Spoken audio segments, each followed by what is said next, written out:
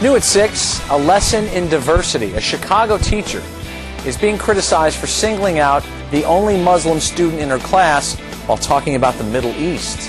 Good evening, I'm Rob Johnson. Anne is off tonight. The teacher's now been reassigned to another school. However, the young boy's family is demanding answers. CBS 2's Mike Puccinelli is live at Chicago Public Schools headquarters. Mike?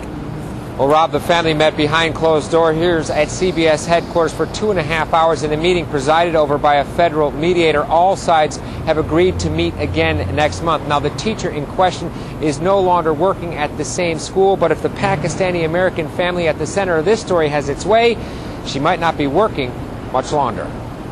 Came home before he even took his backpack off. He had tears in his eyes already. Mohmmad Choudhary is talking about the day his little brother came home from school saying his teacher had singled him out in front of his class as an example of a terrorist. She said that she used the example of Salah going onto an airplane. She said if Salah were to go on an airplane and put his backpack down and put two wires together and the plane were to blow up, and she didn't make a point. Saleh Choudhary didn't want to go on camera to talk about the incident, which happened last April while he was a 6th grader at Brentano Academy. But his brother says the 13-year-old's life hasn't been the same since.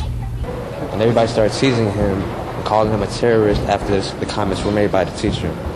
Within days after the teacher allegedly made the comment during a history discussion, the family filed a complaint with the Office of Civil Rights. Today, representatives from the federal government and the Chicago Public Schools met with the family and the Council on American-Islamic Relations.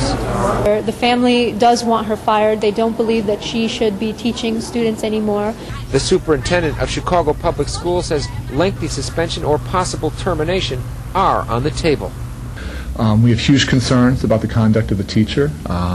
From my standpoint, what happened is absolutely unacceptable, and we're looking at some very severe sanctions because of that behavior. Now, as of right now, the teacher is still on the job, albeit at a different school. Now, the teachers union says it will do whatever it takes to ensure that its members' rights to due process are fully enforced. They also question the timing of today's announcement, coming as it does on the 7th anniversary of the 9/11 terrorist attacks, but the family says today was simply the first day when all the parties could hammer out their schedules and agree to meet. Live downtown, Mike Puccinelli, CBS 2 News. Mike, thank you. Also